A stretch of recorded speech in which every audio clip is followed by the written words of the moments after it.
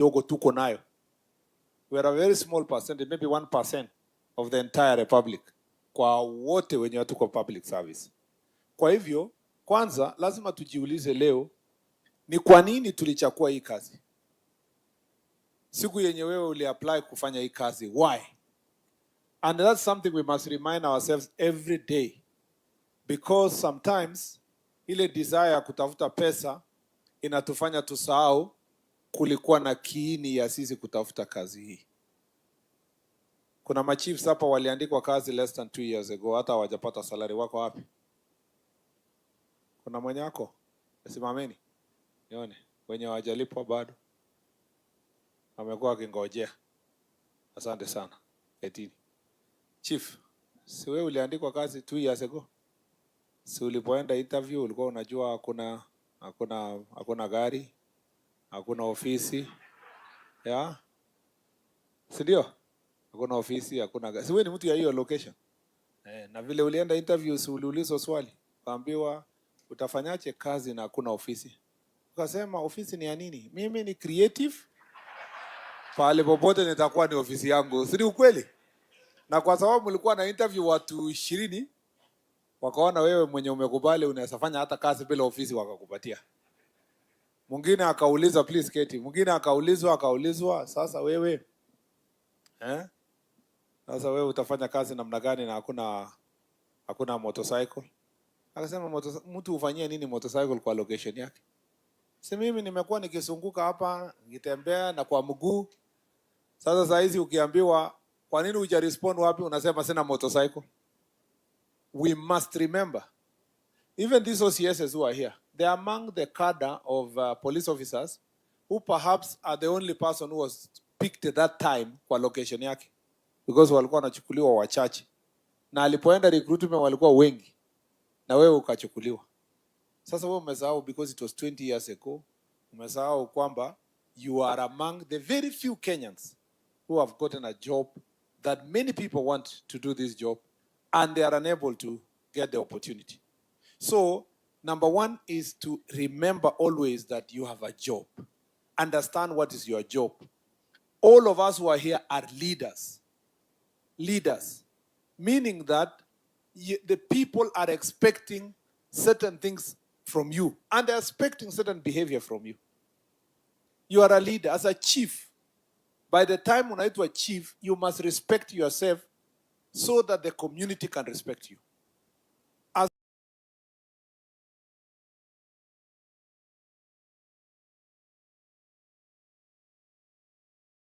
an OCS, by the time you are reaching a stage ya kuwa OCS, you are a leader in your community. There is no way utaenda certain division na wewe ujatangamana na watu wa sehemu hiyo, ujui hata nani ni wapi, pastor nani anena, that tunaweza kuja hata mkutano kama hii na we are complaining.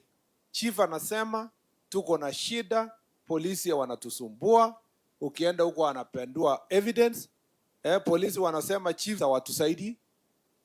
That is why we are failing. Because kama wewe ni OCS, forget about chief na assistant chief. For your job to succeed, you need first cooperation ya mama mboga, villagers wenye wako hapo, people of all cadre. So the first thing ukifika area fulani unajiuliza kwanza, stakeholders wenye watanisaidia nifanye kazi mzuri hapa ni nani? Unasema mtu ya boda, watu wa small traders wenye wako hapo, unaona vikundi ya kina mama, unaona youth leadership kwa area hiyo, unaenda sasa elected people like the MCA. At the MCA nakuanga mbali because maybe MCA because it's within a particular division. By the time unafika MP, umemalizana your local leadership hapo. Sasa kama tutakuja mkutano kama hii na OCS ako na kesi na chief, CEO by the time inafika wananchi, that is a problem. Now I'm told in some places, I was told, the fight is always who controls the market. Sinamna hiyo? Kuna hii kitu ya kupigana na chang'aa. So chief anajua lazima OCS akubali kwamba chief ako na uwezo ya kushika watu ya chang'aa. Because nikienda raid kama chief, nitaonwa vizuri kama mimi ndio in charge. nitaokopwa na watu ya pombe. Of course unajua kuonwa, mimi nasema ni kuonwa aje. Haya sasa OCS anasema hapana, huyu na polisi wake, huyu anaharibu market. Yeah? Analeta ule mtu wa pombe chief ameleta, OCS anakuja direct, inakuja kwa nani? Kwa OCS. So part of the reason why we are not working together is not because we'll have control. So we have to deal with that issue, because why would you disagree with a chief he was willing to help you do your job? Why would you disagree with a villager? Why? You know, you have to provide proper leadership. There must be partnership and working together. You must understand your job. Kuna chiefs wako tu lakini hawajui job yake ni nini, hawafanyi research, hawasikii mtu yoyote, hawasikii anything, wako tu. Hata wakifika opinion, mkutano ikiitwa kwa location, ule mzee wacha tuongeleshe kwanza wewe chief. Chief unaweza funga baadaye. Na wakati chief anasimama kuongea watu wanaondoka kwa sababu wanajua hii chief mlevi huyu. Ule wanachukua uongo, nani hako na time ya kusikia hii mambo yake. So you must understand your job. You must be the authority in your community. You know? Must find a way of ensuring that you are always above the others in terms of knowledge. Soma. Uwe ukisoma ama hujawahi soma, sikiza. Siku hizi you don't have to read. Unaweza Google, uweke simu yako usikie.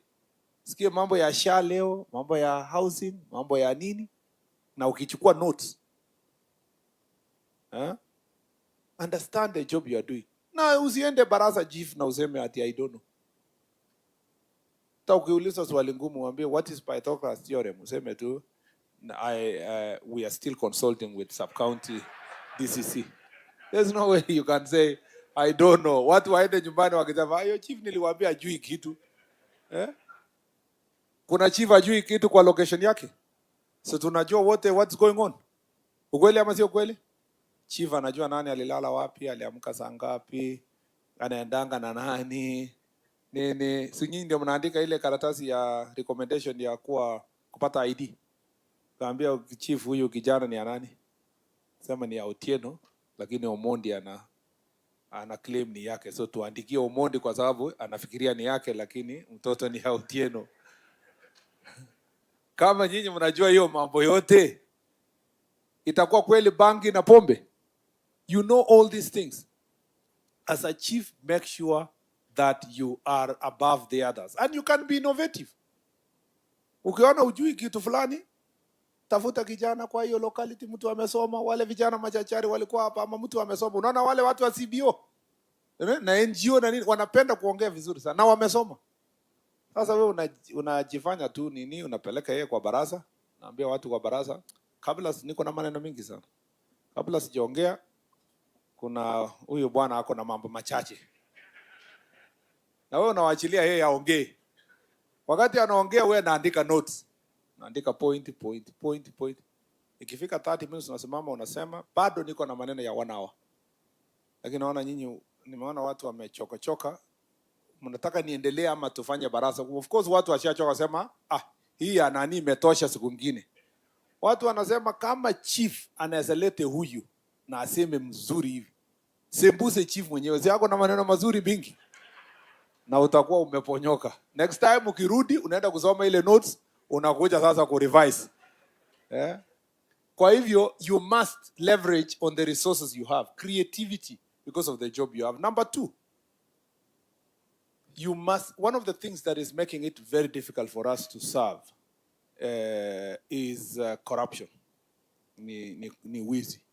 And I have already explained to you some of those things. Sisi wote, why we are losing even respect ni kitu kidogo. Kufanya mambo ya succession, you are taking money from the bigger family.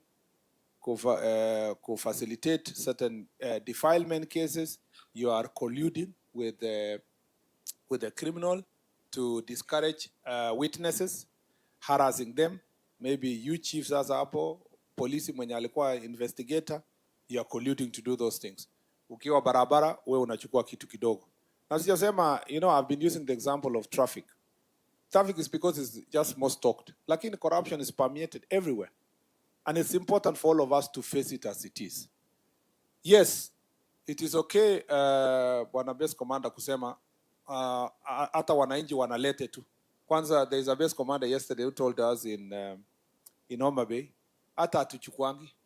Hao watu wanatupa tu, tunaokota kwa jina sema kuna pesa hapa. Hadi pesa imeangushwa hapa ni ya nini? Ati wakati bado unatafuta mwenyewe unaweka mfuko, mwingine atatupa tena unachukua.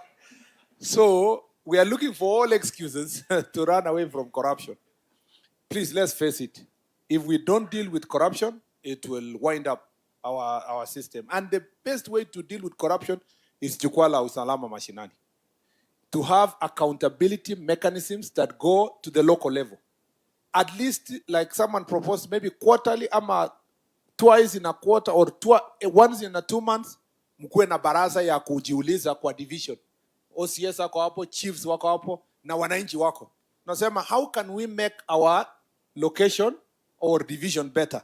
Hapo ndio mtaambiwa mwache hongo, mfanye nini, there will be more accountability. One of the reasons why hamtaki mkutano is because wewe unajua usitaki kutolewa gia hapa mbele ya wananchi. There is need for level of accountability. That's why the Constitution talks about civilian authority. You know, the civilian authority are the people you elected to be in office. So it is the wananchi themselves that should get feedback from the work we are doing. If we do so, hatutakuwa na hii fight ya kusema police na wananchi wanakosana. Hata wale wanachoma police station, wananchi wenyewe wata defend police station because they will say this is our police station. Tumekubaliana jameni? Mmenisikia? I have many things to say, but let me say that for now.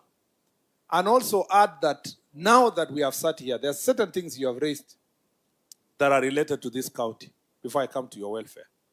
Number one, ni kitu ya shida ya baharini. We were told in Busia, we were told in Migori, shida yenye iko huko Muru Bay, that's the only place we have a border patrol unit. Kwa that side, tumeambiwa jana kwa Homa Bay, and I'm sure Kisumu also the same issues will be raised. We are cognizant of this fact, and for the BMUs who are here, kwamba, we are a bit weaker in terms of our numbers. And so we have a plan to increase the border patrol units along the lake. And in this, after this recruitment to increase the numbers, that is something we are going to put as part of jukwaa la usalama resolution. We are going to work together. And there is a plan to build also offices or port of entries or areas where border patrol units na Coast Guard are going to operate in. Already there is work that's going on here. Governor alikuja siku ngine mpaka ofisi yangu na waheshimiwa. We are building something in Usenge. Now it is the police had to leave some of its lands ndio hiyo ijengwe. Kuna zile the other places that have been mentioned, we are going to set up bases for the Coast Guard. In our modernization equipment, we are also importing we are getting some new boats, better boats that can help in manning the lake. But more importantly, tuko na joint cooperation na Uganda. And we had a meeting, and Mheshimiwa Joho aliambiwa to work together with the Minister of Agriculture from Uganda to see how and fisheries on how to deal with the issue of shared resources in the lake. You also need to appreciate that sometimes also a good job has been done by Coast Guard. While they arrested some people, now kapelekwa kotini huko Busia, Uganda. So there are some areas that we are progressing, but we can do better. Pia the BMUs mtusaidie. As we sort your problem, sort our security problem also, because kuna contrabands in the future through the fishing.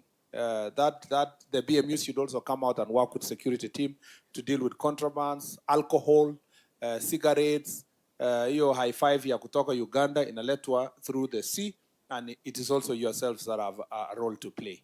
Number two, hii county yetu tuko na challenge ya mambo ya defilement and gender-based violence. And mama amesema na watu wengi wamesema hapa, part of the reason is because of repugnant cultural practices like